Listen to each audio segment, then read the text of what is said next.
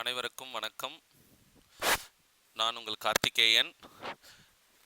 இன்று நாம் IFHRMSல் தற்பொழுது நடைமுறைக்கு வந்துள்ள பர்மனன்ட் ஹெட்டுக்கான பில் குரூப்ஸை எவ்வாறு அப்டேட் செய்வது என்பதை பற்றி விரிவாக காண இருக்கின்றோம்.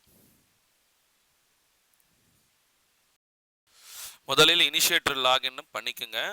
ஃபஸ்ட்டு நம்ம செக் பண்ண வேண்டியது என்னென்னா, இப்போ நமக்கு வந்து அரசாணை எண் 91 படி எல்லா 18,000 பணியிடங்கள் வந்து நிரந்தர பணியிடங்களாக கன்வெர்ட் பண்ணியிருக்காங்க.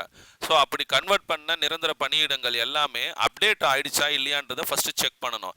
அதுக்கு நாம் இனிஷியேட்டர் லாகின்ல ஹியூமன் ரிசோர்ஸஸ் கிளிக் பண்ணுங்கள். இதில் கடைசியாக இருக்கும் பாருங்கள், ரிப்போர்ட் வியூவர்னு இருக்குது பாருங்கள்.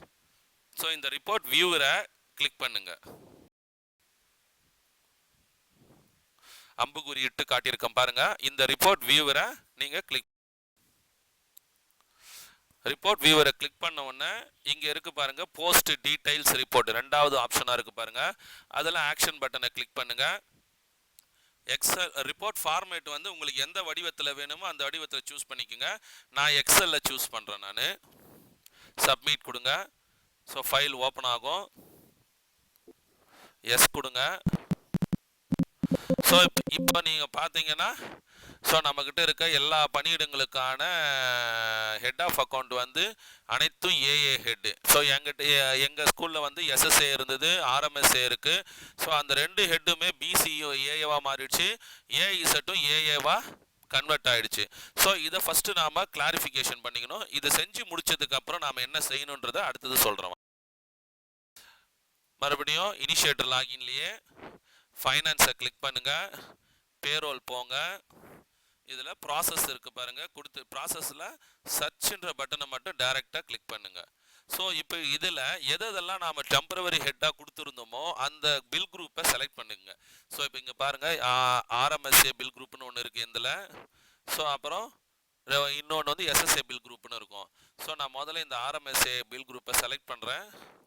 செலக்ட் பண்ணிவிட்டு ஆட் ஆர் அப்டேட் பில் குரூப்னு இருக்குது பாருங்கள். இதை கிளிக் பண்ணுங்கள். குரூப் நேம் வந்து நான் மெயின் பில்லாக வச்சுருக்கிறேன். எஃபெக்டிவ் டேட் வந்து ஏப்ரல் 1ஆம் தேதி கொடுத்துருங்க. கொடுத்துட்டு சப்மிட் ஓகே கொடுங்க. கீழே மானிட்டர் ஸ்டேட்டஸ் ரிக்வெஸ்ட்டில் பாருங்கள். ஸோ இதை கம்ப்ளீட் ஆகணும்னா ரெஃப்ரெஷ் பண்ணுங்கள்.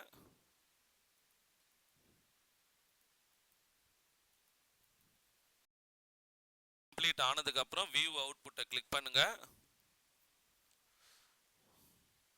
ஓப்பன் பண்ணுங்க.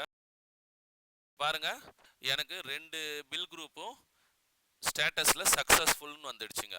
ஸோ இப்போ இந்த 2 ஸ்டாஃபும் வந்து இப்போ என்ன ஆகிட்டாங்கன்னா, அவங்க வந்து என்னுடைய மெயின் பில் குரூப்பில் போயிட்டாங்க.